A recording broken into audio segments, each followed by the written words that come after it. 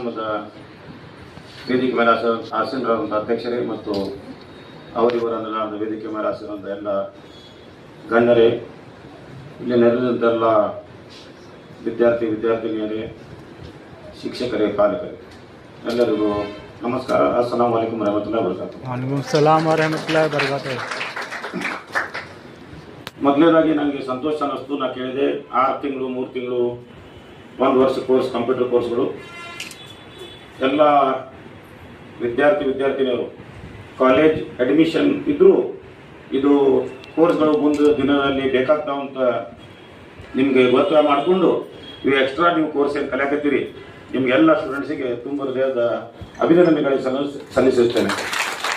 ಯಾಕಂದ್ರೆ ಬದಲಾವಣೆ ಜಗತ್ತ ನಿಯಮ, ಜಗತ್ತು ಹೆಂಗೆ ಬದಲಾವಣೆ ಆಗ್ತಿರ್ತದೆ ಅದಕ್ಕೆ ಅರ್ಥ ಮಾಡಿಕೊಂಡು ಯಾವ ಕೋರ್ಸ್ಗಳು ಮುಂದೆ ಬರ್ತಾವೆ, ಯಾವ್ಯಾವ್ದು ಉಪಯೋಗ ಆಗ್ತಾವೆ ನೀವು